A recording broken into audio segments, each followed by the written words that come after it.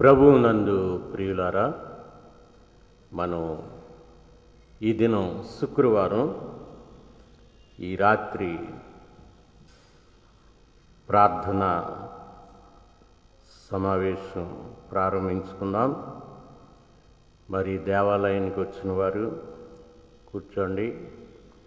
అలాగే గృహాల్లో ఉండి లైవ్ వీక్షిస్తున్న వారందరూ జాగ్రత్తగా కాసేపు మీ హృదయాలు ప్రభు తట్టు తిప్పి ఈ లైవ్ వీక్షిస్తూ ఈ దినం మీరు బలపడాలని కోరుతున్నాను. మరి కీర్తన పుస్తకాలు అందరూ కొనుక్కున్నారు కదా. ఆంధ్ర క్రైస్తవ కీర్తనలు 126 కీర్తన పాడుదామండి. 126వ కీర్తన పాడుదాం. ఓ సద్భక్తులారా అనే కీర్తన పాడుకుందాం. ఇంగ్లీష్లో కూడా ఉంది. ఇంగ్లీష్లో కూడా మీరు గృహాల దగ్గర ఉన్నవాళ్ళు, మీకు తెలుగు రాని వాళ్ళు ఇంగ్లీష్లో పాడవచ్చు. గృహాల దగ్గర ఉండి తెలుగు మీకు రాని వాళ్ళు ఇంగ్లీష్లో పాడవచ్చు. O come all ye faithful. Faithful అన్నాడు, సద్భక్తులు అని దాని తెలుగులో తర్జుమా చేశారు.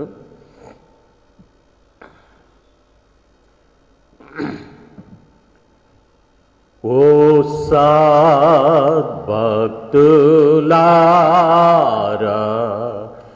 లోకరక్షకుండు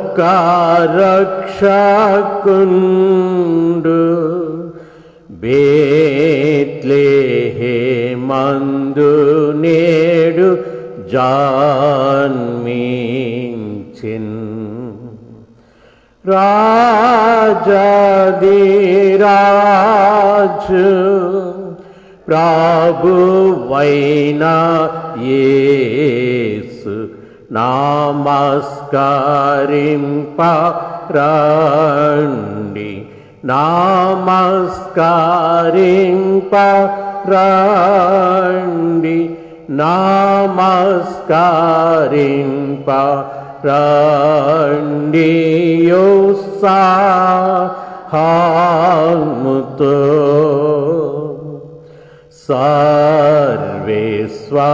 సర్వేశ్వరుండు నారూపమెత్తి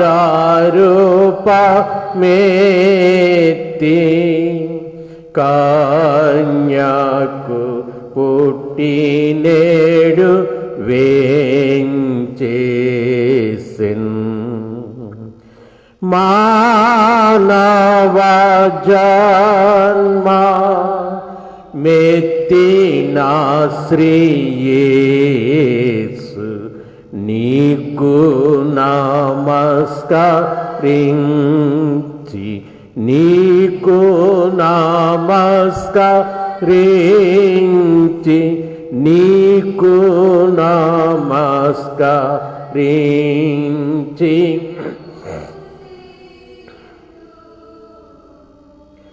ఓ దూతలారా, ఉత్సాహించి పాడి రక్షకుండైన యేసున్ నూతించుడి.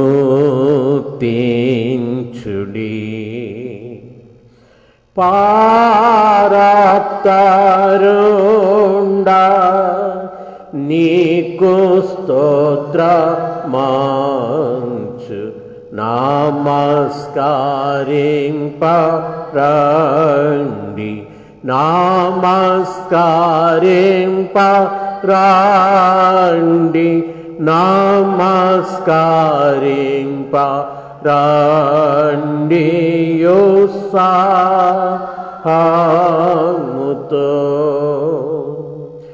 యేసు ధ్యానించి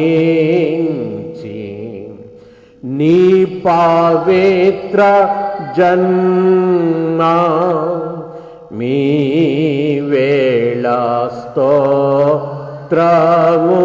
నార్పింతుము. ఆదివాక్య మాయే నారూపు నమస్కరింపరండి నమస్కరింపరండి ఉత్సాహముతో.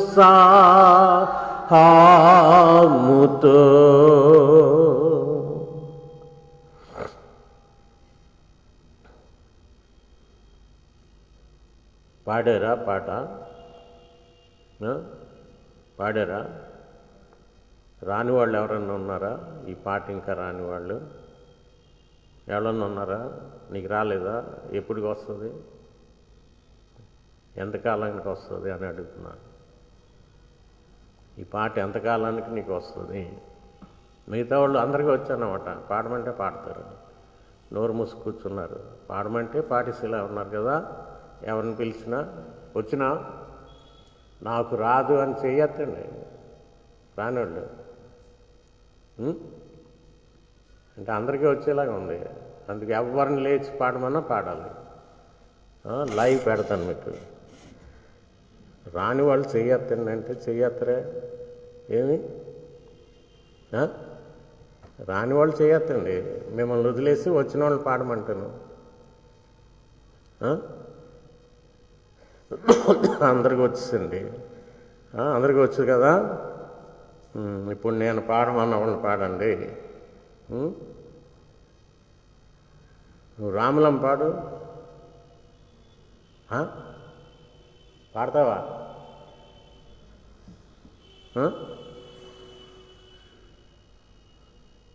అది మీకు ఈ పాట ఎందుకు అడిగాను అంటే మీకు ఇష్టమైందో లేదో అని. అర్థమైందా? మీకు ఇష్టమైందో లేదో అని అడిగాను. వచ్చని చెయ్యత్తరు, రాదని చెయ్యత్తరు, ఇంకేమి. రెండు చేతులు ఎత్తి కూర్చోండి. ఒక చెయ్యి ఎత్తకపోతే చెప్పాలి. అంటే మీకు ఇంట్రెస్ట్ నేను పరీక్షించడానికి అడిగాను. అంటే అందరికి పూర్తి పాట వచ్చినా. ఎందుకు అంటే మీరు క్యారల్స్కి వెళ్ళినప్పుడు పుస్తకం ఉండదు, కండతే కదా. ముందు వచనాలు వచ్చినా రాకపోయినా నమస్కరింపరండి ఆ 4 మాటలు వచ్చేసేయండి. వచ్చేసి రెండో చరణానికి కూడా నమస్కరింపరండి అని పాడుతున్నారు క్యారల్స్కి వచ్చిన వాళ్ళు. ముందే ఎత్తేస్తారు. అంటే స్టార్టింగ్ లేకపోయినా నమస్కరింపరండి అనేసరికి అన్నిటికీ నమస్కరింపరండి. కానీ ఇందులో ఒక దానికి రెండో దానికి మార్పు ఉంది. అక్కడ ఏముందంటే సర్వేశ్వరుడు అంటే మన తండ్రి అయిన దేవుడు నరరూపమెత్తి కన్యకు పుట్టాడు అన్న సత్యాన్ని ఎత్తు మానవ జన్మము ఎత్తిన అంటే యేసు ప్రభువును సంబోధిస్తూ, ఓ సర్వేశ్వరుడు కుమారుడు నీవు నరరూపమెత్తి కన్యకు పుట్టి నేడు వెంచేసిన అంటే నేడు వచ్చిన నీకు స్వాగతం చెబుతూ ఆయనకి మానవ జన్మమెత్తిన శ్రీ యేసు అని అక్కడ అడ్రస్ చేయాలి. యేసు ప్రభుని శ్రీ యేసు అని ఆ ప్రభుకి అంటున్నాం. ఈ తేడా పాడాలేం మనకు తెలియదండి. పాడేయడమే ప్రభువుకే చెప్తున్నాం. ఈ రెండో వచనం మొదటి చరణం భక్తులందరినీ పిలుస్తున్నాం. ఏ భక్తులు? రకరకాల భక్తులు ఉంటారు, కానీ సద్భక్తులనే మంచి భక్తులనే పిలుస్తున్నాం. క్యారల్స్కి భక్తులందరూ వస్తారు లేదా? కానీ అందులో సద్భక్తులు కొంతమంది ఉంటారు. అందరూ భక్తులే. అప్పుడప్పుడు మైకులు అనౌన్స్ చేస్తారు, భక్తులందరూ దర్శనం చేసుకోండి. అందరూ భక్తులే. కానీ ఇక్కడ ఏ భక్తులు వస్తారు ప్రభు దగ్గరికి? సద్భక్తులు, మంచి ప్రవర్తన ఉన్నవాళ్ళు, మంచి భక్తి ఉన్నవాళ్ళు, సద్భక్తి. అందుకని క్రిస్మస్ 25వ తారీఖున కొత్త గుడ్డలు వేసుకుని అందరూ వస్తారు భక్తులు. గుడ్డలు వేసుకున్నవాడల్లా భక్తుడే. కొత్త గుడ్డలు వేసుకున్నవాడల్లా ఆ రోజు భక్తుడే. కానీ ప్రభు దృష్టిలో సద్భక్తులు కొంతమందే ఉంటారు. అర్థమైందా? అందుకని మంచి భక్తులారా రండి. లోకరక్షకుడు బెత్లెహేములో పుట్టాడు. రాజాదిరాజు అయిన ప్రభు అయిన యేసు, ఆయన్ని ఆరాధిద్దాము రండి అని మొదటి చరణం. అర్థమైందా? ఆ తర్వాత భక్తులను ఆహ్వానించాక మూడో చరణంలో దూతలను ఆహ్వానిస్తూ ఉన్నాం. దూతలను ఆహ్వానిస్తూ, దూతలారా మీరు కూడా రండి, ఆయన్ని ఆరాధిద్దాం అని చెప్పాక మళ్ళా యేసు ప్రభువుకి ఆరాధనలోకి దిగుతున్నాం. భక్తులను ఆరాధించి రెండో చరణంలో ఆయనకు నమస్కరించాం. ఆ తర్వాత అందరినీ దూతలను పిలుస్తూ దూతలకి ఏం చెప్తున్నాం? నమస్కరిద్దాం రండి, ఆరాధిద్దాం రండి. నమస్కరించడం అంటే అర్థం ఏంటి? ఈ మనుషులకు చెప్పే నమస్కారం కాదు అది. మనుషులకు చెప్పేది కాదు, దేవుడికి చెప్పే నమస్కారం వేరు. దాన్నే ఆరాధన అన్నారు. ఆరాధిద్దాం రండి అని దాని అర్థం. ఆరాధిద్దాం రండి. ఇంగ్లీష్లో చక్కని పదం ఉంది, అడోర్ అని. కానీ మరి కవులు పదాలు కాస్త మ్యాచింగ్ చేయడానికి ఏదో ఒక పదం వాడేస్తూ ఉంటారు. కానీ ఇంగ్లీష్లో బాగా ఉంది, ఇంగ్లీష్లో బాగుంది. అప్పుడు మళ్ళీ యేసు ప్రభు లాస్ట్లో యేసు అంటూ ధ్యానించి ఆయనతో నీ పవిత్రమైన జన్మము ఈ వేళ స్తోత్రం అర్పిస్తాం. అనాది వాక్యము ఆయను నరరూపు అంటూ ఆయనకి చెప్పి యేసు ప్రభుకి మన ఆరాధన అడ్రస్ చేస్తూ మళ్ళా అందరినీ కలిపి ఏమంటున్నాం? అందరూ కలిసి ఆరాధిద్దాం, ఆ ప్రభువుని నమస్కరిద్దాం ఉత్సాహముతో అని దీని అర్థం. ఉత్సాహము, దూతలారా ఉత్సహించి పాడండి అని ఉన్నాయి మాటలు. మనం ఎలా పాడుతున్నాం? పాట వచ్చో రాదో కానీ కూర్చుని ఈ బరువు వేసిన ఎడ్ల బండి కీ కీ చక్రంతో తిరుగుతుంటే నెమ్మది వస్తా చూసారా? అరిగిపోయిన ఆ చక్రం అది ఇలాగ లాగుతూ ఉంటుంది, ఇలా లాగుతూ ఉంటుంది. చక్రాలు ఇలా పడుతున్నప్పుడు ఏ శబ్దం వస్తాయి? నెమ్మదిగా పాపం లాగలేక లాగుతూ వెళ్తూ ఉంటుంది. అప్పుడు ఏ శబ్దం వస్తుందండి? కీ కీ కీ అని వస్తుంది. తెలుసునా? మనం పాడి ఇలాగే అయిపోయాం, బరువు మోస్తున్న ఎడ్ల బండి అయిపోయాం కదా.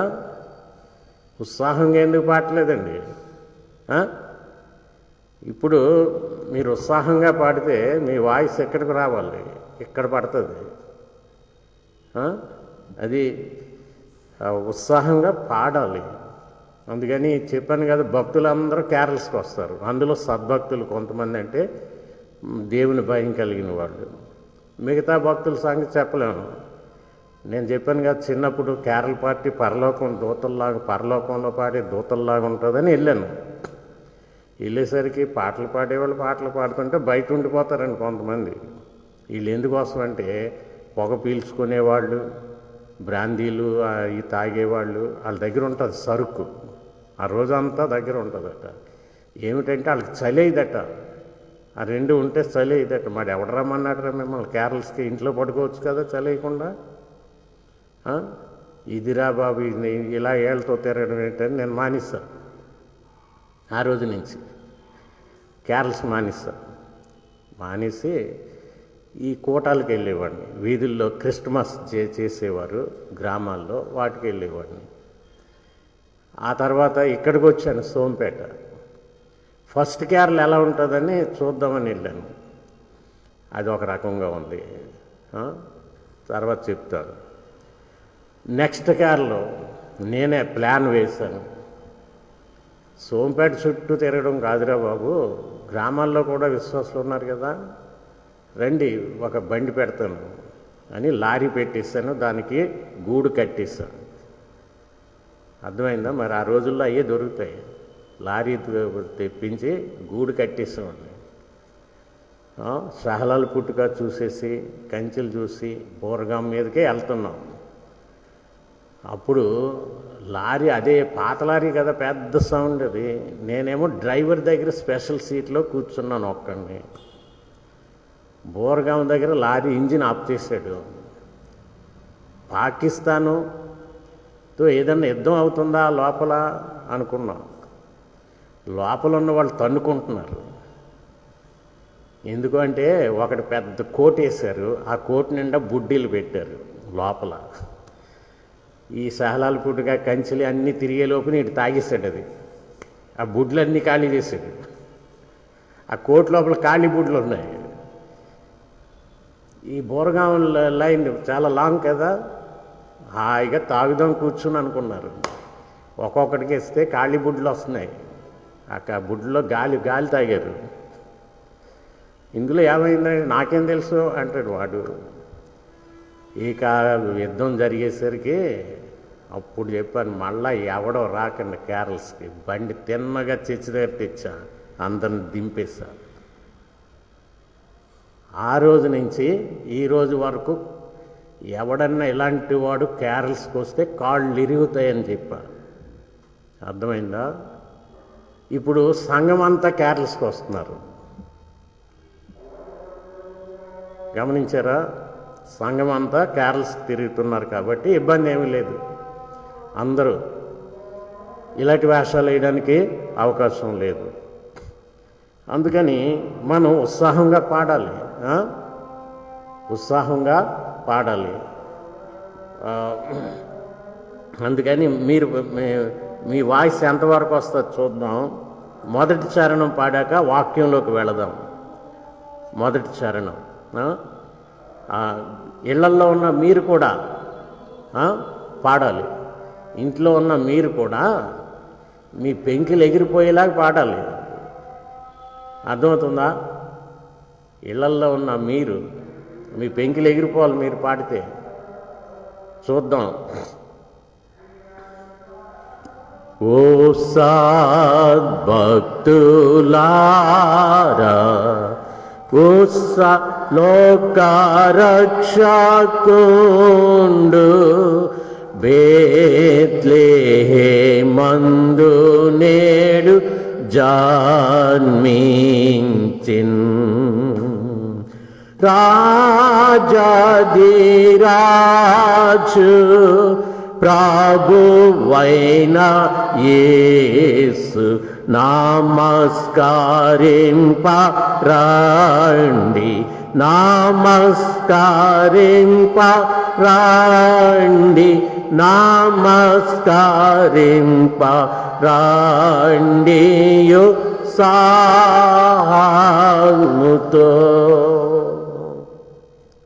పాడారా? ఎవరో ఉండిపోయారు, నాకు తెలుస్తుంది. ఎవరు వాయిస్ రాకపోయినా నాకు తెలుస్తుంది. అది ఈ పాట ఎంత అద్భుతమైన చక్కని పాట అండి. మీకు క్రిస్మస్ ఆ సీజన్ని అలా తెచ్చేది ఇదొకటి. దూత పాట పాడుడి, సైలెంట్ నైట్, హాయి లోకమా ప్రభు వచ్చెను, ఇంకా చాలా ఏరి ఇందులో వేశారు ఆంధ్ర క్రైస్తవ కీర్తన పుస్తకంలో. మరి ఇవి ట్రెడిషనల్ క్రిస్మస్ మ్యూజిక్స్ చక్కగా రాశారు కదా. ఇందులో పాకలు లేవు, ముగ్గురు లేరు, నలుగురు లేరు. చూసారా ఎంత అద్భుతమైన లిరిక్స్. పాకలో లేవు, సాలలో లేవు, ముగ్గురు లేరు, నలుగురు లేరు, ఇద్దరు లేరు. వేస్ట్ ఏమి రాలే, అవసరం కానివేవి రాలే. ఇలా ఉండాలి పాటలంటే. అందుకే ఇవి ప్రసిద్ధి చెందాయి, ఆధ్యాత్మిక సందేశాలను ఇవ్వగలుగుతున్నాయి. ఎన్ని సంవత్సరాలు అయిందనుకుంటున్నారు ఈ పాటలు?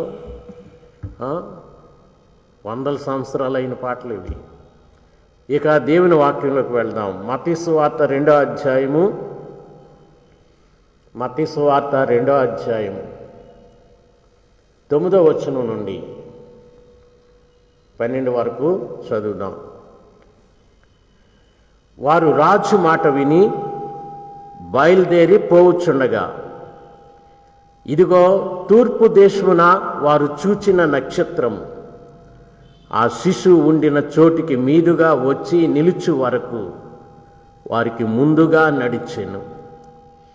వారు ఆ నక్షత్రమును చూచి అత్యానందభరితులై ఇంటిలోనికి వచ్చి తల్లి అయిన మరియను ఆ శిశువును చూచి సాగిలపడి ఆయనను పూజించి తమ పెట్టెలు విప్పి బంగారమును సాంబ్రాణిని బోళమును కానుకలుగా ఆయనకు సమర్పించిరి. తరువాత హేరోదు నొద్దకు వెళ్ళవద్దని స్వప్నమందు దేవుని చేత బోధింపబడిన వారై వారు మరి ఒక మార్గమున తమ దేశమునకు తిరిగి వెళ్ళిరి. ప్రార్థన చేసుకున్నాం. ప్రేమగల మా ప్రభువా, దయగలిగిన మా పరలోకపు తండ్రి, ఎంత గొప్ప దేవుడవు నీవు. నీ రాక వలన భక్తులలో నీ పరిశుద్ధాత్మ కలిగించిన ప్రేరణతో వారి ఆరాధన భావాలన్నీ బయటకు తెచ్చినప్పుడు ఈ రోజు కూడా చక్కని ఆధ్యాత్మిక సందేశాలతో మమ్ములను ఆనందింపచేయగలుగుతూ ఉన్నాయి. నిన్ను ఆరాధించే హృదయాలుగా అవి సిద్ధపరుస్తూ ఉన్నాయి, మమ్మల్ని అవి ప్రేరేపిస్తూ ఉన్నాయి. కనుక ప్రతివారు సద్భక్తులై ఆసక్తి కలిగి నిన్ను ఆరాధించేటటువంటి ఆసక్తి కలిగిన వారే ఎలాగున చక్కగా నిన్ను ఆరాధించినప్పుడు ఇదిగో నీవు మాకు తెచ్చిన పరలోక సంబంధమైన ప్రతి ఆశీర్వాదము సమృద్ధిగా సంపూర్ణముగా పొందిన వారమై ఆధ్యాత్మిక ఫలింపుతో ఆత్మ ఫలములతో తొలతూగుచ్చు మేము ప్రభా ఈ లోకములో నీకు ప్రియమైన పిల్లల్లాగా జీవించి నీ రాజ్యమునకు వారసులము కాగలము. ఈ దినం కూడా నీ వాక్య వెలుగులో మమ్మల్ని నడిపించండి. నీ వాక్య వెలుగులో సరైన మార్గములో నడుచుకున్నట్లు లోకం పుట్టించే వ్యర్థమైన వాటితో వాక్యం కల్తీ చేయకుండా మేము ఉన్నది ఉన్నట్టుగా గ్రహించేటట్టుగా నీ పరిశుద్ధాత్మ నడిపింపు మాకివ్వండి. యేసు నామాన్ని వేడుకొంచున్నాము తండ్రి, ఆమేన్. ప్రభువు నందు ప్రియులారా, జ్ఞానుల ఆరాధన మనం చూస్తున్నాం. జ్ఞానుల ఆరాధన అనేది మనం చూస్తాం. తెలుగులో జ్ఞానులు అని తర్జుమా చేయబడింది, ఎందుకంటే వారు జ్ఞానులే. మరి ఆదిమ గ్రీకు భాషలో క్రొత్త నిబంధన వ్రాయబడింది కదా, అందులో ఈ జ్ఞానులు అనే మాట మాగి అంటారు. మాగి అనే ఆ భాష యొక్క అర్థం ఏంటంటే ఒక పెద్ద గుంపు, లేకపోతే ఒక గుంపుతో కూడిన జ్ఞానులు, ఒక గ్రూపు. ఒక చర్చా వేదిక చేయడానికి ఎంతోమంది ఒక చోటకి ఎలాగా హాజరవుతారో ఒక గుంపు మేధావులందరూ ఒక విషయాన్ని గురించి చర్చించడానికి, అలాంటి ఒక మేధావుల గుంపు, జ్ఞానుల గుంపు అన్నమాట. అందుకని మాగి అంటారు, బహువచనం అది. వీళ్ళు తెలుగులోకి జ్ఞానులు అని తర్జుమా చేశారు. ఒరిజినల్ బైబిలు గ్రీకులో ఉన్న మాటలు కొన్ని తెలుగులో ఉండవు కాబట్టి దానికి సమీపంగా ఉన్న మాటల్ని తర్జుమాలో వాడుతూ ఉంటారు. కానీ మనం కొన్ని సందర్భాలు తెలుసుకోవడానికి మూల భాషలోకి వెళ్తాం, వెళ్ళి అక్కడ ఏం రాయబడింది, ఏ సందర్భం అనేది గ్రహిస్తాం. అందుకే స్టడీ అనేది అవసరం. మరి సిరంపూర్ యూనివర్సిటీ దర్శనం అదే. మహనీయుడు విలియం కేరీ గారు చేసిన దర్శనం గొప్పది. ఈరోజు చట్టబద్ధమైన భారతదేశం చట్టబద్ధత చేసింది సిరంపూర్ యాక్ట్. భారతదేశంలో అది అప్పటికే డానిష్ కింగ్ తన రాయల్ చార్టర్లో దీనికి చట్టబద్ధంగా ఒక చట్టాన్ని పెట్టాడు. చాలా పవర్ఫుల్. అదే చట్టం భారతదేశం అడాప్ట్ చేసి చట్టాలలో ఒక చట్టం అయింది. ఈరోజు సిరంపూర్ యూనివర్సిటీకి అనుబంధమైన అనేకమైన వందల కాలేజీలు మరి థియాలజీ స్టడీ చేస్తూ మరి అనేక విషయాలు వెలుగులోకి ఎప్పటికప్పుడు అప్డేట్ చేస్తూ ఉన్నారు. కనుక పూర్వకాలం వేరు, ఇప్పుడు వేరు. మేధావులందరూ అనేక పరిశోధనలతో చాలా విషయాలు వెలుగులోకి తెస్తూ ఉన్నారు. అందువల్ల పూర్వకాలం సంకుచితమైన భావాలతో వచ్చినవి వాళ్ళ తప్పు కాదు, కానీ పూర్వకాలం. ఇప్పుడు తెలుసుండి తప్పు చేస్తే అది తప్పు. పూర్వకాలం కవులకు కానీ ఎవరికైనా సంకుచితం అంటే అంత స్టడీ లేని కాలం, వాళ్ళు సంకుచితమైన ఊహల్లో చెప్పిన విషయాలు ఇప్పుడు అవాయిడ్ చేయబడుతూ ఉన్నాయి. స్పష్టమైన వెలుగులోనికి విషయాలన్నీ పరిశుద్ధాత్ముడు నడిపిస్తూ ఉన్నాడు. ఆయన సర్వసత్యములోనికి నడిపిస్తూ ఉన్నాడు. అందుకే పౌలు అంటాడు, నేను పిల్లవానిగా ఉన్నప్పుడు పిల్లవానిగా మాట్లాడి తిని, ఇప్పుడు పెద్దవాడిని అయ్యాను, పిల్లవాని చేష్టలు మానివేశానంటే స్టడీ పెరిగింది. మానవాళి తరాలు గడిచే కొలది స్టడీ పెరుగుతూ ఉంటుంది. మంచి విషయాలను మరి అధ్యయనం చేయడం. మరి కొంతమందికి స్టడీ ఏం అక్కర్లేదు. ఊహాజనితమైన కథలు, కల్పిత కథలతో ఏదో సువార్త చేసేద్దాం, వాక్యం బోధించేద్దాం అనుకుంటే అవ్వదురా బాబు. దేవుని వాక్యం చాలా జాగ్రత్తగా నువ్వు ముందు స్టడీ చేయకపోతే ప్రజల్ని తప్పుతోవలో నడిపిస్తాం. అందుకే ఈ మత్తయి సువార్త 2వ అధ్యాయం అంతా కూడా జ్ఞానుల గురించి, అక్కడ జ్ఞానుల యొక్క అన్వేషణ, ఆ హేరోదు గురించి, తర్వాత హేరోదు యేసు ప్రభుని చంపాలన్న కుట్రతో ఉన్నప్పుడు మరి దేవదూత ద్వారా యోసేపుకు బోధింపబడి మరి మరియమ్మ యోసేపు శిశువైన యేసుని తీసుకుని ఐగుప్తు ప్రయాణమై వెళ్ళిపోవడం, అక్కడ కొద్ది కాలంగా ఉండడం, మరి వేరే దేశం వెళ్ళినప్పుడు మరి వాళ్ళకి అవసరమైనవి ఈ జ్ఞానులు తీసుకొచ్చిన సంపద వాళ్ళకి చాలా పనికొచ్చింది. కనుక ఇలాగున ఈ 2వ అధ్యాయం అంతా దీని గురించే మత్తయి సువార్తికుడు రాశాడు. మత్తయి సువార్తలో జ్ఞానుల సంఘటనలు వ్రాయబడితే, లూకా సువార్తలో యేసు ప్రభు బెత్లెహేముకు మరియమ్మకు దూత గబ్రియేలు ప్రత్యక్షమవడం, అక్కడి నుంచి మరి వారు ప్రజాసంఖ్యకు బెత్లెహేం వెళ్ళడం, అక్కడి నుండి దేవదూతలు గొల్లలకు ఈ వార్త తెలియజేయడం. గొల్లలేమో ఇంత చక్కని వార్త అందుకున్నాక వాళ్ళు ఉండలేకపోయారు. వాళ్ళు విన్నవాటిని కన్నవాటిని గురించి ప్రచురం చేస్తూ వెళ్ళారు. చూసారా, మత్తయి సువార్తలో ఇవి చాలా ఆసక్తికరమైన విషయాలు. లూకా సువార్తికుడు ఇవి ఇచ్చాడు. మరి మత్తయి సువార్త, లూకా సువార్తికుడు వాడింది ఏంటంటే, ఈ 2 సువార్తలు రాయక ముందు మొట్టమొదట వ్రాయబడింది మార్కు సువార్త. బైబిల్లో మొత్తం ఆర్డర్లో మొట్టమొదట మత్తయి సువార్త వస్తుంది కాబట్టి మొట్టమొదట మత్తయి సువార్త అని చెప్తాడు ఒక బోధకుడు. మొదట రాయబడిన సువార్త మత్తయి సువార్త అంటాడండి ఒక బోధకుడు. అది కాదు. మార్కు సువార్త మొట్టమొదట వ్రాయబడింది.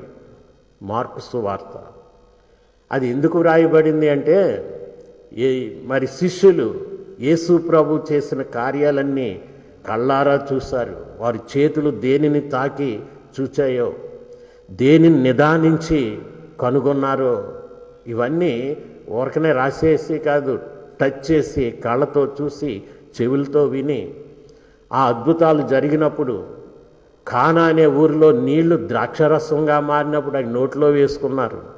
తీయని ద్రాక్షారసం అది. ఇవన్నీ కూడా అనుభవాలు మాయి, అంతేగాని కాకమ్మ కథలు కాదు అని వాళ్ళు ఏం చేశారంటే పరిశుద్ధాత్ముడు వీరిని ప్రేరేపించాడు.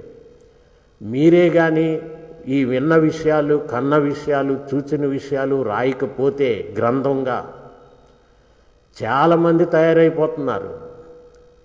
విన్నది ఒకటైతే దానికి 10 కలిపి చెబుతారు. ఇప్పుడు కూడా ఉన్నారు కదండి మనుషులు, నైజం అది. విన్నది ఒకటైతే దానికి 10 తగిలించి చాటుతారు. అందుకే నేను ఎవరి మాటలు విన్నాను. వింటుంటే ఎన్ని మాటలు చెప్పారో చూసి ఒకటి వినుంటారు, ఒక 10 వీళ్ళ సొంతం కవిత్వం అనుకుంటాను.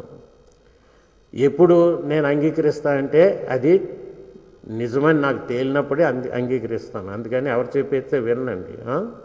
అది మా మనుషులకున్న నైజం. సువార్త అనేది మార్కు సువార్త రాకముందు అపోస్తుల యొక్క బోధ, ఒక క్రమశిక్షణతో కూడిన ఒక బోధ ఉండేది. అది వారు సంఘాలన్నిటికీ తెలియచేశారు. అదేమిటంటే దేవుని గురించి, యేసు ప్రభు గురించి, ఆయన చేసిన కార్యము గురించి, ఇవన్నీ. దాన్నే ఆ గ్రీకులో డిడాకే అన్నారు. ఆ తర్వాత మార్కు సువార్త వ్రాయడం ప్రారంభమైంది. మార్కు సువార్త వ్రాసి ముగించాక మత్తయి సువార్త కూడా దాన్ని తీసుకున్నాడు. తాను చూచిన విషయాలు మళ్ళా దీంట్లో కలిపాడు. అదే ఈ జ్ఞానులు, యోసేపు సంఘటన. మళ్ళా ఇదే మార్కు సువార్త లూకా సువార్త కూడా తీసుకున్నాడు. తాను చూచిన సంగతులు మళ్ళా ఇందులో కలిపాడు. చూసారా, ఇద్దరు తీసుకుంది మార్కు సువార్త ఒకటే. ఈ మత్తయి సువార్తలో ఈ జ్ఞానులు, ఈ యేసు ప్రభు యొక్క వంశావళి తీసేస్తే మార్కు సువార్త మిగిలిపోద్ది. లూకా సువార్తలో గొల్లలు, ఈ మరియమ్మ, ఈ సంఘటనలు తీసేస్తే మార్కు సువార్త మిగిలిపోద్ది. గమనించారా? ఇవి క్షుణ్ణంగా మనం గమనించాలి. అందుకని ఈ మూడింటిని కలిపి సినాప్టిక్ గాస్పల్స్ అన్నారు. అంతేగాని ఇవేవో ఊరకనే రాసేసి పాడేశారు అని కాదు. విన్నవి వాస్తవ విషయాలు, సత్యాలు ఉన్నవి ఉన్నట్టుగానే తర్వాత తరాలకు అందాలని సువార్తలు వ్రాయబడ్డాయి. అందుకని మనం కలపడానికి వీల్లేదు ఇందులో. ఈ వ్రాయబడిన ఈ సువార్తలు ఆదిమ క్రైస్తవ సంఘం అధికారముతో మరి క్రొత్త నిబంధనలో 27 పుస్తకాలను ప్రామాణిక గ్రంథాలుగా ముద్ర వేశారు. అంటే ఇంకెవడు ఇందులో ఇంకో పుస్తకం అంటూ కలపడానికి వీలు లేదని. ఎందుకంటే క్రీస్తు విరోధులు కూడా చాలా పుస్తకాలు రాసేస్తారు కనుక ఈ జాగ్రత్త పరిశుద్ధాత్ముడు చెప్పాడు. అందుకని ఈ 27 పుస్తకాలు రాయబడక ముందే పాత నిబంధనలో 39 పుస్తకాలు యేసు ప్రభు కాలం నాటికే ప్రామాణిక గ్రంథాలుగా అంగీకరించబడ్డాయి. అందులో ఇంకవేమీ కలపడానికి లేదు. అర్థమైందా? అయితే ఆ పుస్తకాల్లో కొంతమంది తీసేసిన పుస్తకాలు కలుపుకుని బైబిల్ చేసుకున్నారు, వేరే డినామినేషన్ వాళ్ళు. అయితే తర్వాత పక్కన పెడదాం. ఇంతకీ నేను చెప్పేది ఏంటంటే ఇది దేవుని వాక్యం, సత్యవాక్యం, పరిశుద్ధాత్ముడు ఇచ్చింది. ఇందులో ఉన్నది ఉన్నట్టుగానే మనం ధ్యానం చేయాలి, స్టడీ చేయాలి.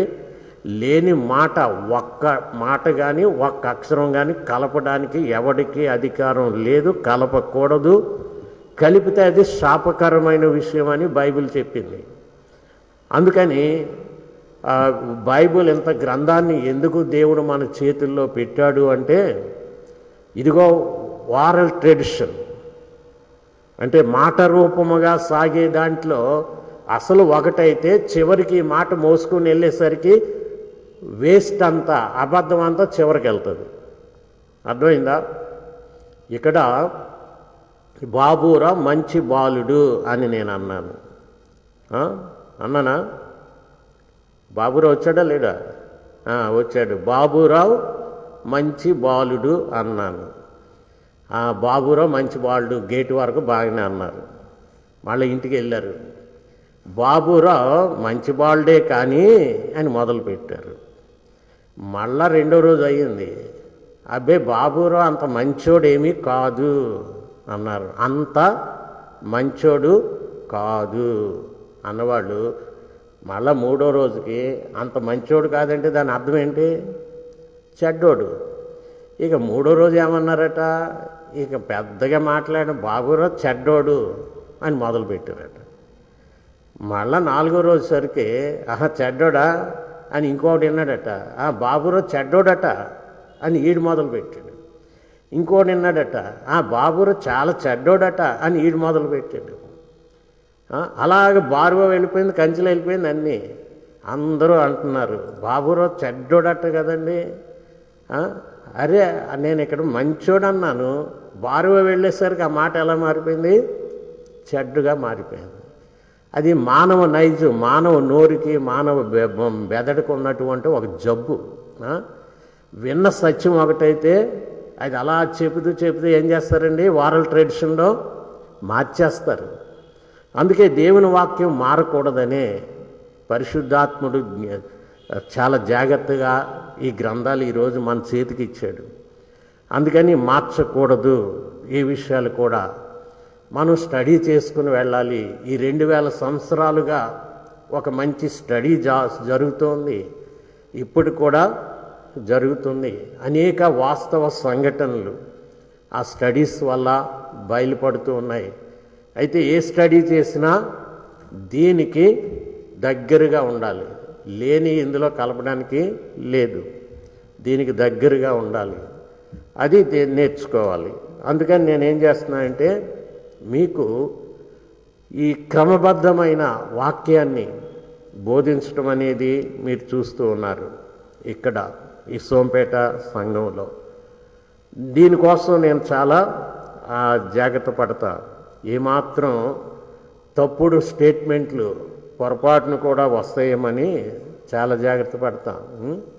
అందుకని ప్రతి వారు కూడా దేవుని వాక్యం చదువుకునేటప్పుడు కూడా జాగ్రత్తగా ఉండాలి. మరి ఈ రోజుకి ఒక తప్పుడు ఇదేంటంటే డిసెంబర్ 25వ తారీఖున క్రీస్తు పుట్టాడట అని మొదలుపెట్టారు. ఎవరు చెప్పారన్నమాట? ఎవరు చెప్పారు? ఇలా మొదలుపెట్టేశారు అంతే జనం. అందుకని ఈ క్రిస్టియన్ కాని వాళ్ళు ఏం చేస్తున్నారంటే ఆ బైబిల్ ఇచ్చేసి డిసెంబర్ 25న పుట్టాడని ఎక్కడ రాసుకొని చూపించండి రా అంటారు. వీళ్ళు ఈ అమాయక జనం వీళ్ళేదో తెలివిగా మనల్ని ప్రశ్నించేసినట్టు. అది డిసెంబర్ 25 అని బైబిల్ ఎక్కడా లేదు. ఆయన గురించి పుట్టినరోజు చేయమన్నట్టే లేదు బైబిల్లో. అసలు పుట్టినరోజులు చేసుకున్న వాళ్ళు ఎవరో కనబడలేదు బైబిల్లో. ఎవరన్నా ఉన్నారా? పుట్టినోళ్ళు ఎవరన్నా వెంటనే పుట్టినరోజులు చేసుకున్నారా? చేసుకోలేదు. పుట్టినరోజులు అన్యులు చేసుకున్నారు, అన్యులైన రాజులు చేసుకున్నారు, సామాన్య ప్రజలు చేసుకోలేదు. పాత నిబంధనలో ఒక రాజు చేసుకున్నాడు, క్రొత్త నిబంధనలో ఇంకొక రాజు చేసుకున్నాడు, అంతే తప్ప ఇంకేం కనబడదు. ఇక దేవుని బిడ్డలు పుట్టినరోజులు చేసుకున్నట్టుగా ఎక్కడ ఉండవు. కనుక వాళ్ళ పుట్టినరోజులే రాయలేదు. ఏ రోజు పలానా రోజున పుట్టాడు అందుకని బర్త్డే చేసుకున్నాడని ఏమన్నా ఉందా? లేదు. మరి ఎల్లకాలము ఉన్న దేవునికి పుట్టినరోజు ఏది పెడతాం? డిసెంబర్ 25వ తేదీన పుట్టినరోజు అనలేదు కదా, దాని అర్థమే తెలియదు. క్రిస్ట్మాస్ అన్నారు, క్రైస్ట్ మాస్, రెండు మాటల కలయిక. క్రైస్ట్ అంటే ఏంటి? క్రీస్తు. మాస్ అంటే ఏంటి? ఎంఏఎస్, మాస్ అంటే ఏంటి? ఆరాధన. తెలుసుకోండి. అందరూ ఇంగ్లీష్లోనే క్రిస్టమస్ అంటున్నారు, తెలుగులో ఎందుకు అనకూడదు? క్రీస్తు ఆరాధన అనాలి. ఇంగ్లీష్ మాట క్రిస్టమస్ అనేది. అది డిసెంబర్ 25కు పరిమితం చేశారు ఆ మాట. ఇది నేరో కాన్సెప్ట్ అంటాను. క్రీస్తు ఆరాధన తెలుగు వాళ్ళు ఏమనాలండి? క్రీస్తు ఆరాధన. అయితే క్రీస్తు ఆరాధన డిసెంబర్ 25నే జరుగుద్ది, ఇక సంవత్సరం అంతా లేదనా? కానీ ఒక ప్రత్యేకమైన దినం పెట్టుకున్నారు ప్రపంచమంతా. అది ఒక ప్రత్యేకమైన దినము. ఆ దినాన్ని అందరూ కలిసి ఒక ప్రత్యేకముగా ఆరాధించేదే క్రీస్తు ఆరాధన. అలాగే సంవత్సరం అంతా మనం అదే క్రీస్తు ఆరాధన చేస్తున్నాం. క్రైస్ట్ మాస్, క్రీస్తును ఆరాధించుట. ఇంకా ఇంకోటి కూడా అనవచ్చు, జీసస్ మాస్ అని ఎందుకు అనకూడదు చెప్పండి? అనకూడదా చెప్పండి? డిసెంబర్ 25న ఏమిటది? జీసస్ మాస్ అని ఎందుకు అనకూడదు? అబ్బెబ్బే అలాగంటే మాకు పండగ వచ్చినట్టు లేదండి అంటారు ఎవరో బుర్రకాయలు బాగా అణిగిపోయి ఉన్నవాళ్ళు, మెదళ్ళు బాగా ఎండిపోయిన వాళ్ళు. వాళ్ళకి ఆలోచన కానీ ఆత్మీయ భావాలు కానీ ఆధ్యాత్మిక ఆనందం కానీ ఉండదు. శరీరానుసారులు శరీర విషయముల మీద మనస్సునంతురు, ఆత్మానుసారులు ఆత్మ విషయముల మీద మనస్సునంతురు. ఇలాగా క్రిస్మస్కే పరిమితమైన వాళ్ళు వాళ్ళ బుర్రలో ఏమీ లేదు. అందుకే డిసెంబర్ 25 అవగానే అదొక గందరగోళం రోజులాగా నాకు అనిపించుతుంది. ఎందుకో తెలుసా? వాక్యం చెప్పనివ్వరు. చివరి క్షణం వరకు కూడా కొత్త బట్టలు వేసుకుని ముస్తాబై వస్తూనే ఉంటారండి గేట్ దగ్గర నుంచి. వచ్చినోడు ఇంకొకడు ఎప్పుడు చర్చికి రాడు. ఒక సంవత్సరం వచ్చాడు అంటే సంవత్సరం అంతా రాడు. ఆ రోజు వచ్చాడండి, లేటుగా వచ్చాడు. నేను వాక్యం దగ్గర ఉన్న తంబు గారు వాక్యం చెప్తున్నారు. అప్పుడు తంబు గారు ఉన్నారు కదా, నేను ఇక ఆరాధన నడిపిస్తూ ఉన్నాను. చిరైమని వచ్చాడు పక్కకి, నన్ను పిలిచేస్తున్నాడు. నేను ఆరాధనలో ఉన్నప్పుడు నన్ను అలా పిలవచ్చా? తీరా చెప్పింది ఏంటంటే, ఒక కవర్లో ఒక 100 రూపాయలు ఎంత వేసుకొచ్చాడు. వేసుకొచ్చి, అయ్యగారు నేను అర్జెంట్ పని ఉండి వెళ్ళిపోతున్నాను కాబట్టి ఇదిగో అండి ఇస్తున్నాడు. పట్టుకుని వెళ్ళిపో అని చెప్పాను. అందుకే వచ్చింది. మళ్ళీ బట్టలు వేసుకున్నాడు, కొత్త బట్టలు. వచ్చేసాడు, వెళ్ళిపోయాడు. ఎందుకు వచ్చారో అర్థం కాదు, ఎందుకంటే నీకు ఏమి తెలీదు. అలాగా కొత్త బట్టలు వేసుకుంటే సంబరమా? కొత్త బట్టలు కాదు, రక్షణ వస్త్రాలు ప్రభు ఇస్తాడు, అప్పుడు సంబరం, రక్షణానందం. గమనించారా? రక్షణానందం. యేసు ప్రభువును ఆరాధించుటలో ఆనందం ఎంతమందికి కలుగుతుంది? అది కావాలి.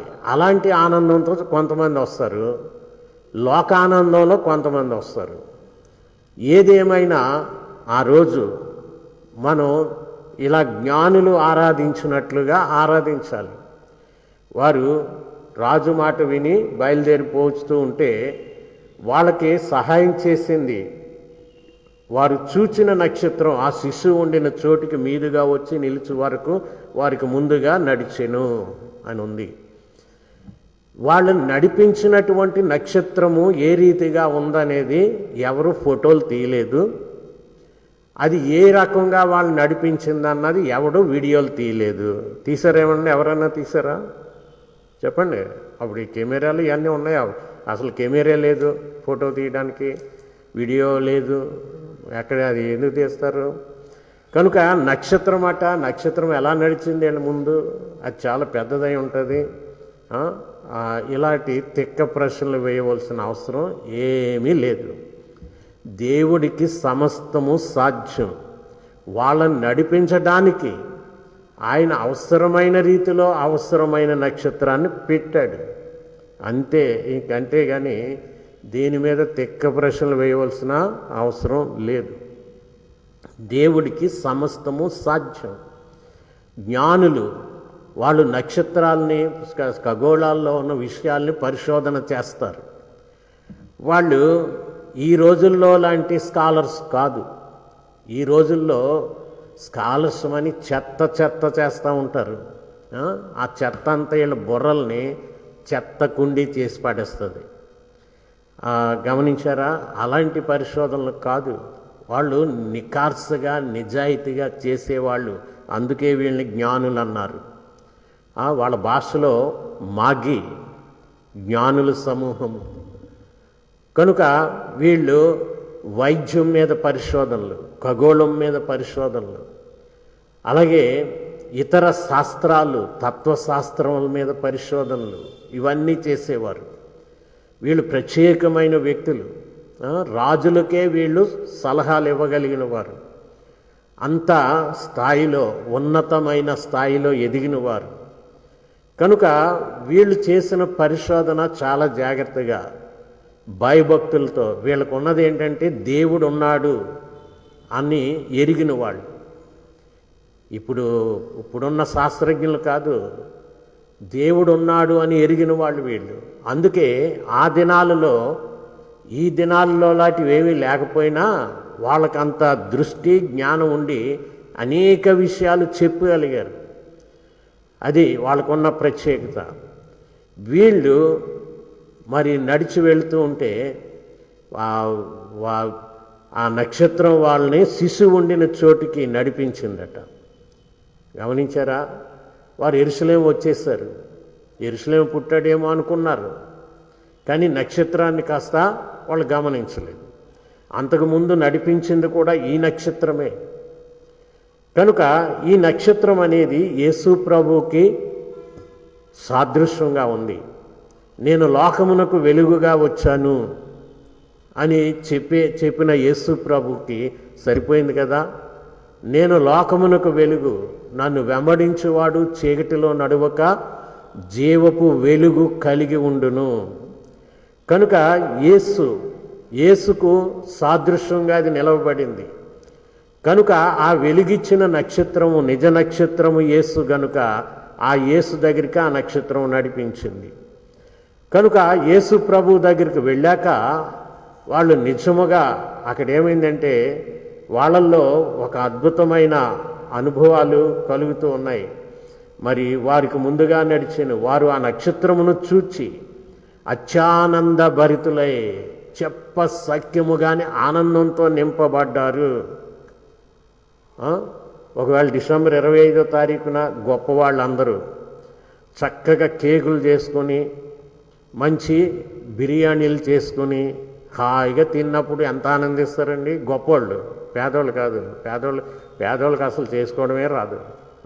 వచ్చినా చెప్పండి, కేక్ చేయడం వచ్చా? ఆకారం చేస్తే సరిపోద్ది. ఆకారం.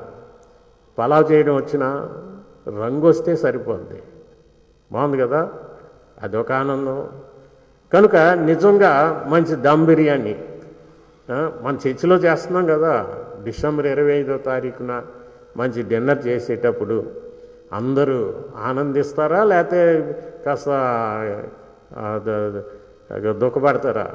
ఇదేం డిన్నర్ అని ఎగబడి బయట వాళ్ళు కూడా వస్తారు కదా. మరి అదొక ఆనందం.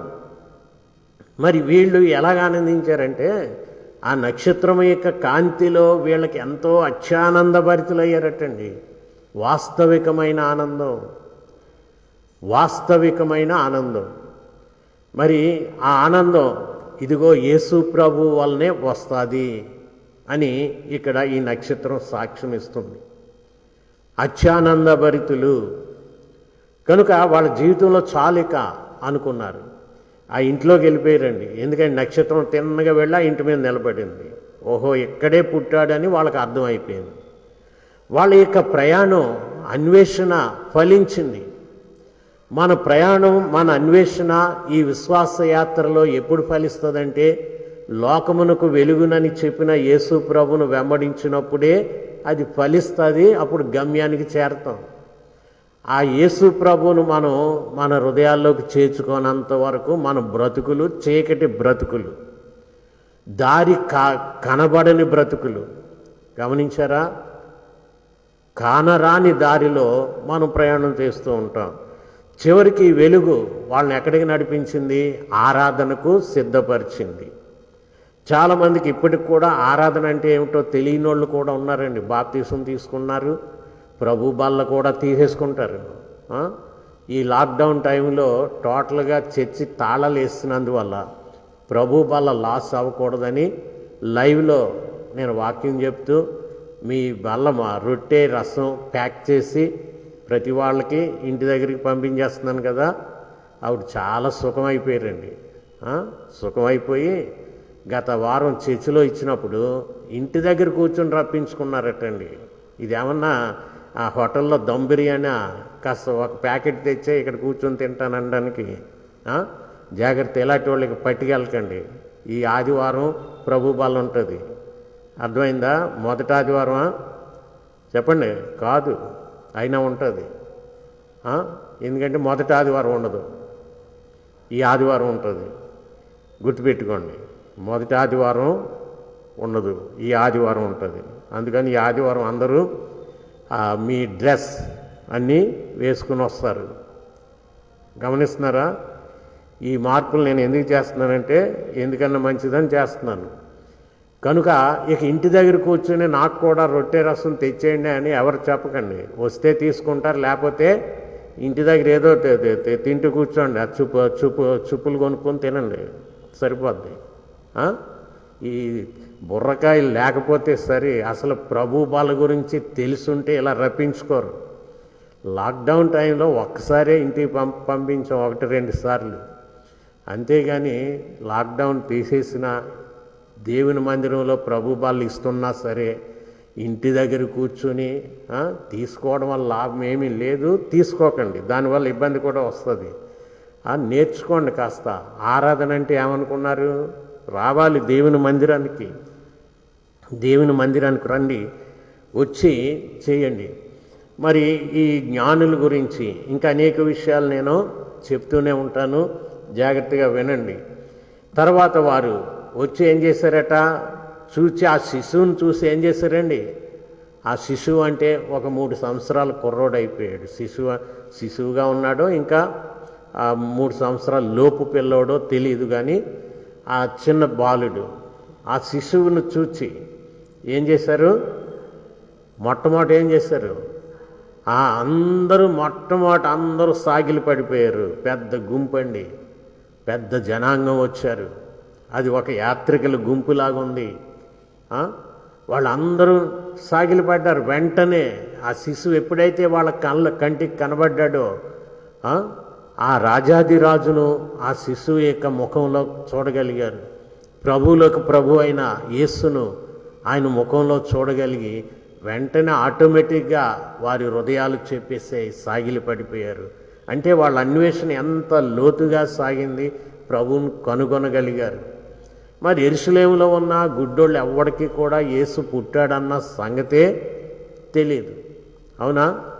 యెరూషలేములో ఉన్న ఆ గుడ్డి జనాంగానికి యేసు పుట్టాడన్న సంగతే తెలియదు.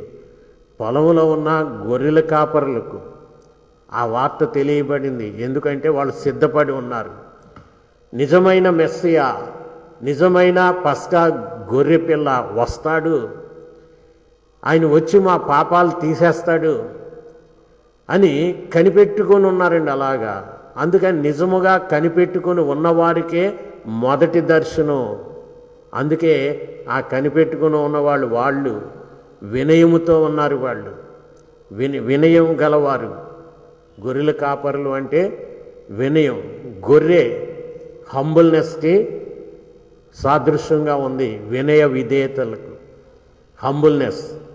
అలాగే ఆ గొర్రెల దగ్గర వీళ్ళు నేర్చుకున్నది ఏంటంటే వీళ్ళు కూడా హంబుల్గానే ఉన్నారు, విధేయత నేర్చుకున్నారు.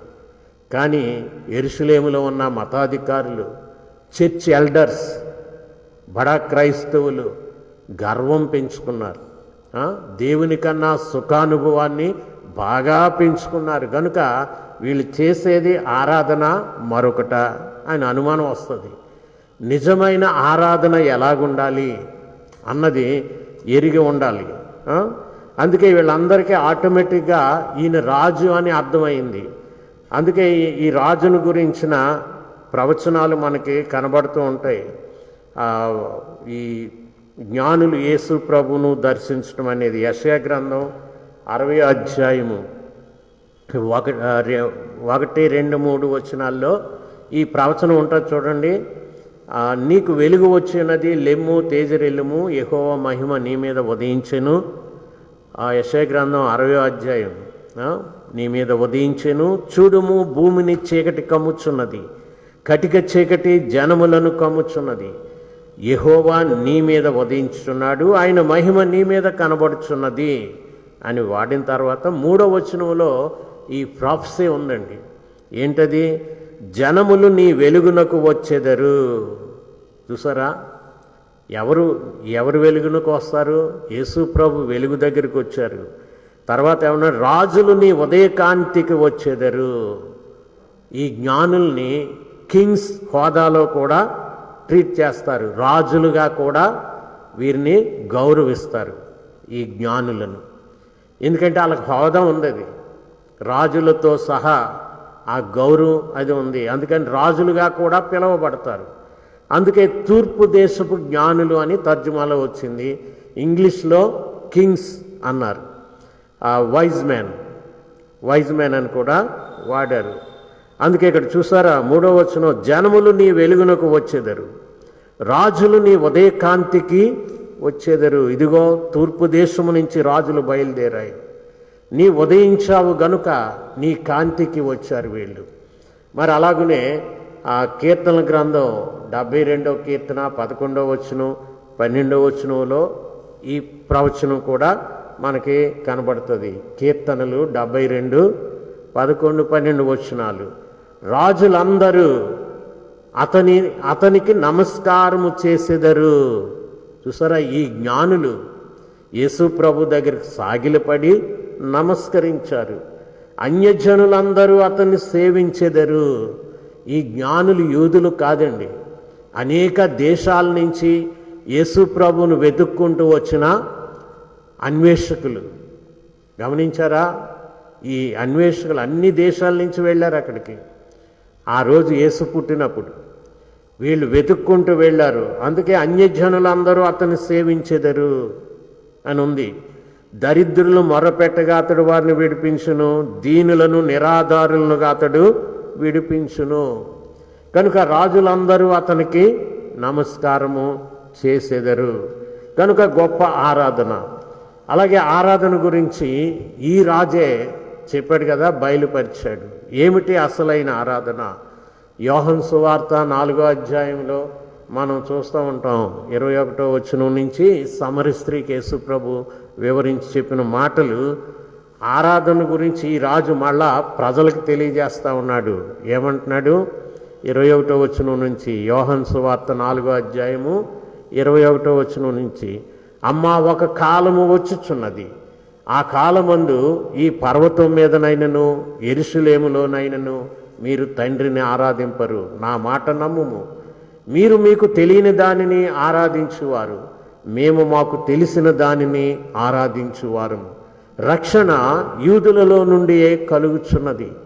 అయితే యథార్థముగా ఆరాధించువారు ఆత్మతోనూ సత్యముతోనూ తండ్రిని ఆరాధించు కాలము వచ్చుచున్నది, అది ఇప్పుడునూ వచ్చేయున్నది. తన్ను ఆరాధించువారు అట్టివారే కావాలనని తండ్రి కోరుచున్నాడు. దేవుడు ఆత్మ గనుక ఆయన్ను ఆరాధించువారు ఆత్మతోనూ సత్యముతోనూ ఆరాధింపవలెను. ఆ స్త్రీ ఆయనతో, క్రీస్తు అనబడిన మెస్సియా వచ్చునని నేను ఎరుగుదును, ఆయన వచ్చినప్పుడు మాకు సమస్తమును తెలియచేయనని చెప్పగా, యేసు, నీతో మాట్లాడుచున్న నేనే ఆయననని ఆమెతో చెప్పాను. చూసారు, యేసు ప్రభు ఆ సమరీయుల దేశంలో తన్ను తాను మరి వారికి కనుపరుచుకున్నాడు. అలాగనే అపోస్తుల కార్యములో ఇంకొక ఆయన వెళ్తూ ఉంటాడు. ఆ అపోస్తుల కార్యములు 8వ అధ్యాయం 27వ వచనం నుంచి చూస్తే, చూసారు, అపోస్తుల కార్యములు 8వ అధ్యాయం పిలుపు సంఘటన. అప్పుడు ఐథియోపియుల రాణి అయిన కందాకే క్రింద మంత్రి అయి ఆమె యొక్క ధనాగారం అంతటి మీదనున్న ఐథియోపియుడైన నపుంసకుడు ఆరాధించుటకు యెరూషలేమునకు వచ్చి ఉండెను. ఆరాధించుటకు ఎక్కడి నుంచి వచ్చాడు చూడండి, ఆఫ్రికా నుంచి వచ్చాడు. యెరూషలేము వచ్చాడు. ఎంత పనిగెట్టుకుని వచ్చాడు చూడండి. ఆ రోజుల్లో హెలికాప్టర్లు లేవు, విమానాలు లేవు. ఎంత దూరం నుంచి వచ్చాడు యెరూషలేము. కనుక తన రథం మీద కూర్చొని ప్రయాణం చేస్తున్నాడు. మరి అతడు తిరిగి వెళుచు తన రథం మీద కూర్చుండి ప్రవక్త అయిన యెషయా గ్రంథం చదువుచుండెను. గమనించారా? ఆ యెషయా గ్రంథం యేసు ప్రభు ఈ రాజును గురించే వ్రాయబడి ఉన్న సంగతి ఇతనికి దేవుడు బయలుపరిచాడు. ఎప్పుడైతే ఇతడు యథార్థమైన హృదయంతో ఆరాధించి వెళుతున్నాడో దేవుడు తాను బయలుపరుచుకున్నాడు. అతడు యేసు ప్రభువుని అంగీకరించి బాప్తీసం పొందాడు పిలుపుతో. కనుక ఇతని ద్వారా ఆ ఆఫ్రికా దేశంలో సువార్త. గమనించారా? ఐథియోపియల దేశం కనుక ఆరాధన అంటే మామూలుది కాదు. మరి జ్ఞానులు పెద్ద గుంపు యేసు ప్రభువుని ఆరాధించాక వాళ్ళు అనేక చోట్లకు ఈ రాజును గురించి ప్రభువును గురించి ప్రకటించుకుంటూ వెళ్ళారు. మరి ఈ రోజున నువ్వేం చేస్తున్నావు? ఈ రోజున మనమేం చేస్తున్నాం? అందుకనే మీరు అజ్ఞానుల వలె కాక ఎలా ఉండాలి? జ్ఞానుల వలె. అజ్ఞాని దేవుణ్ణి వెతకడట, సమయాన్ని వృధా చేసుకుంటా కూర్చుంటాడట.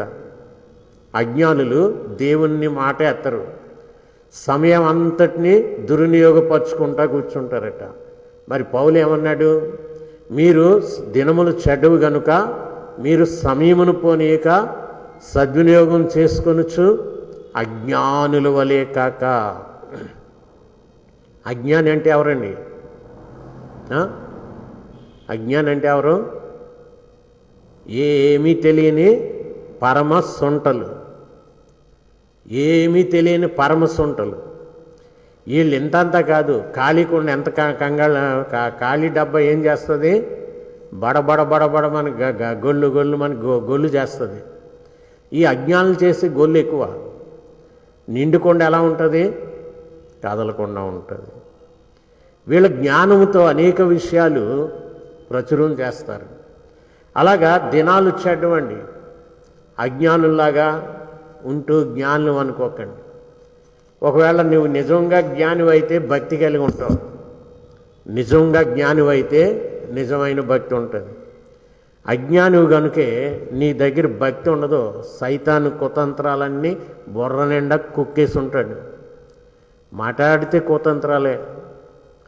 సంఘాలలో కుతంత్రాలు, సంఘాలలో రాజకీయాలు ఎన్ని ఉంటాయండి. బుర్ర డస్ట్బిన్నా మరి ఇంకేంటి? వాక్యం బుర్రలోకి దూరదు. ఎవరినన్నా వేస్ట్గా విమర్శించాలంటే విమర్శించడానికి రెడీ ఈ డస్ట్బిన్లన్నీ. కానీ జ్ఞాని వినయ విధేయతలతో చాలా సక్రమంగా ఉంటూ ఉంటారు. కనుక ప్రియులారా, క్రైస్తవులు అనుకుంటే కాలక్షేపం చేస్తే కాదు, జ్ఞానుల వలె ప్రవర్తించాలి. టైం అయిపోయింది కాబట్టి ముగిస్తున్నాను. మరి జ్ఞానులు ఏం చేస్తారట? ఆకాశ మండలమందలి జ్యోతుల వలె ప్రకాశించి అనేక మందిని మంచి మార్గంలోనికి నడిపించేవాళ్ళు అని ఉంది. కనుక మనం దేవుణ్ణి అడుక్కోవాలి. ప్రభువా, నన్ను అజ్ఞానిగా బ్రతకనీక నన్ను జ్ఞానిగానే ఉంచు. నీకు లోబడి ఉంటాను, మంచి ప్రవర్తనతో నేను జీవిస్తాను, చెడు ప్రవర్తన జోలికి వెళ్ళను. ప్రభువుకు మనం సమర్పించుకోవాలి. ఆయన యందు పరిపూర్ణమైన భక్తి పెంచుకుంటే తప్ప జ్ఞానము రాదు. యెహోవా యందు భయభక్తులు కలిగి ఉండుట జ్ఞానమునకు మూలము. అసలు కీ ఎక్కడుందంటే భయభక్తులు. ఎవరికి భయభక్తులు ఉంటే వాళ్ళు జ్ఞానులు. భక్తి లేనోడల్లా జ్ఞానినని అనుకోకండి. అది జ్ఞానం కాదు, నీ పనికి మాలిన తెలివితేటలు. అవి పనికి రావు. ఒకానొక సమయం వస్తే అవి పనికి రాకుండా నేల కూలి చేస్తాయి నిన్ను. కనుక జ్ఞానం అనేది నిన్ను ఫలింపచేస్తుంది ప్రభువులో. ప్రార్థన చేసుకుందాం. ప్రేమగల మా ప్రభువా, దయగలిగిన మా పరలోకపు తండ్రి, ఇదిగో ఈ సాయంకాలం నీ బిడ్డలమైన మేము ఇదిగో ఇలాగున లైవ్ ద్వారా ఇక్కడ అనేక గృహాల్లో అనేక దూర ప్రాంతాల్లో ఉన్న నీ దేన బిడ్డలందరి కొరకు ప్రార్థన చేస్తూ ఉన్నాం. ఇదిగో ఈ దినం నీ దేన బిడ్డలు ఎంత శ్రద్ధతో ప్రభా నీ వాక్యం విన్నారు. ప్రభా, జ్ఞానులు నిన్ను ఆరాధించడం వల్ల ఎంత అద్భుతమైన ఆనందాన్ని పొందారో ఆ ఆనందం వారికి ఇంకా అనేక ఆశీర్వాదాలకు కారణమవుతుంది. అలాగే ఈ లైవ్లో ఉన్న బిడ్డలందరి కొరకు ప్రార్థన చేస్తూ ఉన్నాం. నీ బిడ్డలను కాపాడండి. మరి జ్ఞానులను కాపాడిన దేవుడు నీవు. నిన్ను ఆరాధించిన బిడ్డల్ని మరి ఏ కీడుకు గురి చెయ్యవు. జ్ఞానులకు ప్రభా ఇదిగో హేరోదు కీడు తలపెట్టాడని వారిని వేరే మార్గం, క్షేమకరమైన మార్గంలో వాళ్ళు తమ తమ దేశాలకు నీవు పంపించావు తెలియపరిచి. అలాగే నిన్ను నమ్ముకున్న వారిని ప్రభా నీవు నడిపించు దేవుడు. అందుకని లైవ్ చూస్తున్న బిడ్డలందరిలో ఇట్టి గట్టి విశ్వాసాన్ని వారి హృదయాల్లో బలపరచండి. నీ యందు భయభక్తులు కలిగి ఉండుట వల్ల నువ్వు జ్ఞానం ఇస్తావు, కాపాడుతావు. తన భక్తులను కాపాడుతాను అన్న వాగ్దానం ఇచ్చావు, నీకు వందనాలు. అలాగుని ఈ దినం ప్రతి ఒక్కరిని మమ్మను కాపాడండి, బలపరచండి. యేసునామాన్ని వేడుకొంచున్నాము తండ్రి, ఆమేన్. పరలోకమందున్న మా తండ్రి, నీ నామం పరిశుద్ధపరచబడుగాక, నీ రాజ్యం వచ్చునుగాక, నీ చిత్తము పరలోకమందు నెరవేరుచున్నట్లు భూమి యందును నెరవేరునుగాక. మాకు కావలసిన ఆహారము నేడు మాకు దయచేయము. మా రుణస్థులు మేము క్షమించిన ప్రకారము మమ్మును క్షమించుము. మమ్మును శోధనలోనికి తేక దుష్టుని నుండి తప్పించుము. ఎందుకంటే రాజ్యము, బలము, మహిమ నిరంతరము నీవే, ఆమేన్. మన పరమ తండ్రి అయిన దేవుని యొక్క ప్రేమ, మన ప్రభువును రక్షకుడైన యేసుక్రీస్తు యొక్క కృప, పరిశుద్ధాత్ముని సహవాసము చేరిన మనందరికీ సదాకాలము కలుగునుగాక, ఆమేన్. ప్రియులారా, ప్రభు మిమ్మల్ని దీవించునుగాక. మరి రేపు కూడా సాయంకాలం ఇలాగనే ఆరాధన ఉంటుంది. మరి ఒకటి గమనించండి, ఆదివారం నేను ప్రభు బల్ల అనౌన్స్ చేశాను కదా, సిద్ధపడి రావాలి. ఎందుకన్నా మంచిదని నేను ఈ వారమే ఇస్తున్నా. ఎందుకన్నా మంచిదని. అయితే మరి క్రిస్మస్ అయ్యి ఉండవండి, లాక్డౌన్ చేస్తారంటే నాకు తెలీదు ఆ విషయం. కానీ లాక్డౌన్ చేస్తే ఎలాగూ అని నేను ఆలోచనలో ఉన్నా. లాక్డౌన్ చేస్తే మన కార్యక్రమాలు ఎలా నడిపించాలనే ఆలోచనలో కూడా ఉన్నాను. అంతేగాని కళ్ళు మూసుకొని లేను. లాక్డౌన్ చెయ్యరు. లాక్డౌన్ చెయ్యొచ్చేమో కానీ ఆరాధనలకు అడ్డు రారు అన్నది నాకు తెలిసిన జ్ఞానం. మరి అడ్డొస్తే మరి ఏంటనేది అప్పుడు ఆలోచించే విషయం. లాక్డౌన్ అనేది కేసులు బాగా పెరిగాయి అనుకోండి, కంటైన్మెంట్ జోన్స్లో లాక్డౌన్ ఉంటుంది, మిగతా ప్లేసెస్లో ఉండదు లాక్డౌన్. ఒక కంటైన్మెంట్ జోన్ అంటే కేసులు ఉన్న ప్రాంతాల్లోనే లాక్డౌన్ ఉంటుంది. అది కేంద్రం విధిస్తారు.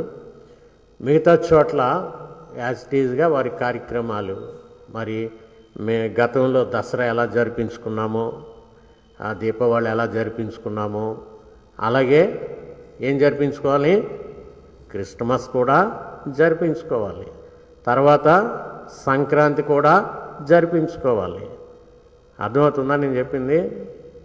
అర్థమైందా లేదా? బిత్తరపోతున్నారా? చెప్పండి. అర్థమవుతే నన్ను అడగండి ఫోన్ చేసి. అది మనం దీపావళి ఎలా చేసుకున్నాం, దసరా ఎలా చేసుకున్నాం, తర్వాత క్రిస్మస్ అలాగే చేసుకుందాం. అర్థమవుతుందా? మీరేమో బీతరపోయి అంటున్నారు. దీపావళి చేసుకున్నట్టు, దసరా చేసుకున్నట్టు క్రిస్మస్ చేసుకుందాం అని చెప్తున్నా. అర్థమైందా లేదా మీకు? అలాగే సంక్రాంతి చేసుకుందాం. అర్థం కాలేదా? అది అందుకని కేసులు వస్తే మాత్రం ఎవరేం చేయలేరు. లాక్డౌనే. కేసులు వస్తే ఆ ప్రాంతంలో ఎవరేం చేయలేరు. లాక్డౌన్. తలుపులు ముయ్యవలసిందే. ఇంకొకరు ఎవరో మనకు చెప్పే పని లేదు. అది అందుకని ఒకవేళ లాక్డౌన్ అయితే కేసులు పెరిగితే మనకు మనమే లాక్డౌన్ చేసుకోవాలి. అర్థమైందా? మనం ఎంత ఎదిగామండి, ఇంతకాలం ఏమి నేర్చుకున్నాం కోవిడ్ వల్ల? దాన్ని స్ప్రెడ్ అవ్వకుండా చూసుకుంటే క్షేమంగా ఉంటాం. అందరి బాధ్యత అది. దాన్ని స్ప్రెడ్ కాకుండా నీవు అన్ని నిబంధనలు పాటిస్తూ, నువ్వు మాస్క్ వాడుతూ, ఆ మాస్క్ ఎప్పుడప్పుడు క్లీన్ చేసుకుంటూ, నీ చేతులు చాలా ఎక్కడ తగిలినా హ్యాండ్ వాష్ చేసుకుంటూ, బయట ఎక్కడ గుంపులోకి తిరగకుండా డిస్టెన్స్ పాటించాలి. బజార్లోకి వెళ్ళి ఆడిని తాకి ఈయన్ని తాకి ఇది ఎంత సందు ఉన్నా సరే ఇలా దూరిపోయి వెళ్ళిపోవడం ఇలాంటివి చేయకండి. మనం జ్ఞానంగా ప్రవర్తించి ఏ కేసులు లేకుండా ఆరోగ్యంగా ఉంచుకుంటే ఏ ఇబ్బందులు రావు. లాక్డౌన్ వస్తే నీకు ఇబ్బందులు వచ్చినట్టే. లాక్డౌన్ అయిందంటే నీకు ఇబ్బందులు వచ్చినట్టే. మళ్ళీ తెలుసుండి ఇబ్బందులు ఎందుకు తెచ్చుకుంటారు? అందుకని కోవిడ్ని కట్ చేయాలి. అది స్ప్రెడ్ అవ్వకుండా చేసే బాధ్యత ప్రతి వ్యక్తిలో ఉంది. తీసుకోవాలి శ్రద్ధ. అందుకని ఒకవేళ లాక్డౌన్ చేస్తారనుకున్నాం క్రిస్మస్ నాటికి, అంటే ఫస్ట్ నుంచి లాక్డౌన్ అన్నారు. అయితే కొన్ని విషయాలకే లాక్డౌన్. అది రాత్రి ఇలా రావడానికి అవ్వదు, అప్పుడు లైవే చూడాలి మీరు. రాత్రి ఇలా రావడానికి అవ్వదు, అప్పుడు లైవ్ చూడాలి. ఒకవేళ మరి చర్చికి రావాలంటే దానికి ఒక ఏర్పాటు నేను చేస్తాను. రాత్రి కాదు, వెలుతురు ఉంటుండగా. చర్చికి రావాలన్న ఆశ ఉన్నవాళ్ళు వెలుతురుండ వచ్చి ప్రార్థన చేసుకుని వెళ్ళిపోవచ్చు. కానీ నైట్ మాత్రం లైవ్ ఒకటే ఉంటుంది. ఎందుకు? కర్ఫ్యూ పెడతారు. ఒకవేళ లాక్డౌన్ ఉంటే కర్ఫ్యూ ఉంటుంది. ఇవన్నీ తెలుసుకోండి. ఒకవేళ అప్పటికే 25వ తారీఖు 24వ తారీఖు లాక్డౌన్ అనుకుందాం, క్యారల్స్ ఉంటుంది. ఎక్కడ? మీ ఇంటికి రాము, ఇక్కడే ఉంటుంది. క్యారల్స్ పార్టీ, క్యారల్స్ బృందం ఇక్కడ కీర్తనలు పాడుతూ ఉన్నప్పుడు ఆ టైంలో మీరు ఇంటి దగ్గర కొవ్వొత్తులు పట్టుకొని మీరు ప్రభువును స్తుతించండి. ఇక్కడే మీకు ఆశీర్వాద ప్రార్థన జరుగుతుంది. 25వ తారీఖున ఇక్కడికి వస్తాం అనుకోండి. కానీ ఒకవేళ అని మరొక ఆప్షన్ చెప్తున్నా. లాక్డౌన్ ఉంది, మూస్తున్నారు, అప్పుడు ఏం చేయాలంటే ఇక్కడ ఆరాధన అవుతుంది, మామూలుగా అవుతుంది. కొయిర్ వస్తారు, నేను ఉంటాను, వాకింగ్ చెప్తా. మీరు చక్కగా అప్పట్లాగా లైవ్ టైంకి రెడీ అయిపోవాలి. ముస్తాబు చేస్తూ ఉంటే లైవ్ అయిపోద్ది. మీరు ముస్తాబులు అయ్యారనుకోండి లైవ్ అయిపోద్ది. అందుకని 24వ తారీఖు రాత్రే మొత్తం అన్నీ ముస్తాబు అయిపోయింది, మొత్తం మేకప్ అయిపోయింది 24వ తారీఖు రాత్రి ఈ ఆరాధనకు అందుకోవాలంటే. మరి ఉదయాన్ని లేస్తారు, బాగా తోముతారు, టైం అయిపోయింది. అలా కాకుండా మీ ఇల్లు చక్కగా డెకరేట్ చేసుకోండి, క్రిస్మస్ ట్రీ అన్నీ పెట్టేసుకోండి, చక్కని బిర్యానీ వండేసుకోండి, ఇంట్లో అన్నీ పెట్టుకోండి. చక్కగా ఆరాధన అయిన వెంటనే భోజనం చేయాలి కదా, అలాగే మంచి కేకులు చేసుకోండి, అన్నీ పెట్టుకోండి. ఇంట్లో చక్కగా అన్నీ అమర్చి కూర్చోండి. ఇక్కడ ఆరాధన అయిన వెంటనే మీరు ఆ ఇంట్లో ఆరాధనలో పాల్గొంటారు. మరి హాయిగా ఆరాధన అయిన వెంటనే కొయిర్ వాళ్ళు పాటలు పాడుతూ ఉంటారు, మీరు భోజనం చేస్తూ ఉంటారు లైవ్ చూస్తూ. ఇది అంతేగాని లాక్డౌన్ పెట్టారు క్రిస్మస్ చేసుకోవడం మానేద్దాం అంటే కుదరదు. మా గ్రాండ్గా చేయాలి.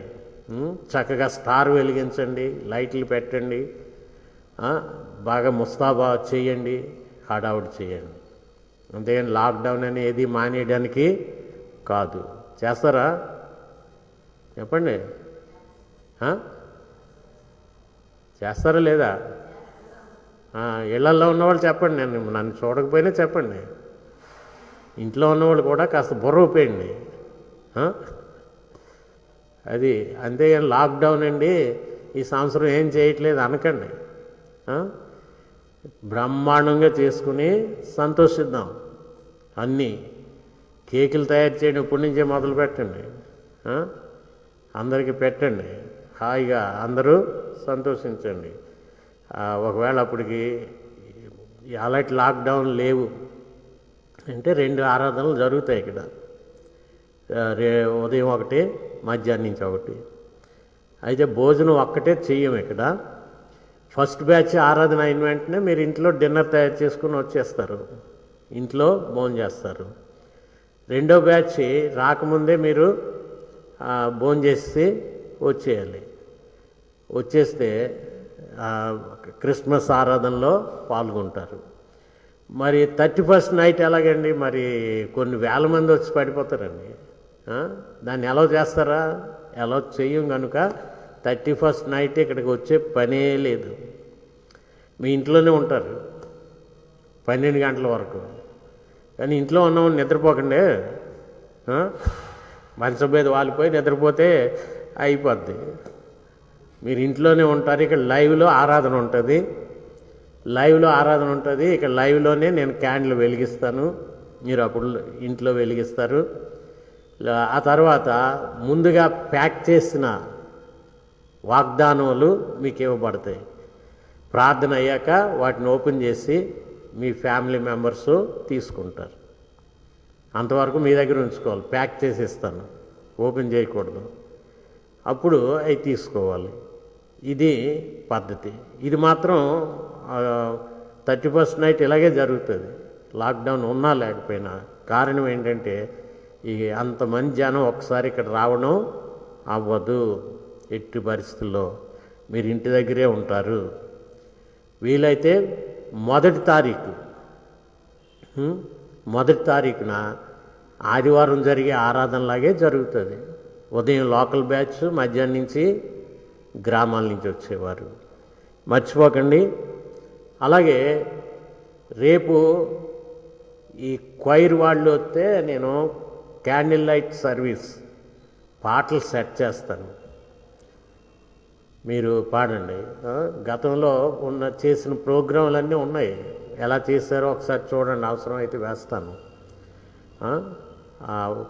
ప్రిపరేషన్ అవసరం. అలాగే మరి మగవాళ్ళు రావాలి, డెకరేషన్ వర్క్లు ఉన్నాయి, పైన లైటింగ్ పెట్టాలి, ఇన్ని పనులు ఉన్నాయి. మరి రావాలండి. రాకుండా ఇంట్లో కూర్చుని వచ్చి అలాగ కాస్త ఏదో డైరెక్షన్ ఇవ్వడానికి వచ్చినట్టు తిరిగేసిపోతే కాదు. రేపు సాయంత్రానికల్లా స్టార్ వెలగాలి పైన. అందరూ రండి. అలాగే ఇక్కడ హాల్లో డెకరేషన్ చేయాలి, అవసరమైతే పైన చేయాలి. ఇదంతా చేయాలి. మొత్తం మనకి అన్నీ ఉన్నాయి, అన్నీ చేయాలి. మర్చిపోకండి. సెలవు తీసుకుందాం.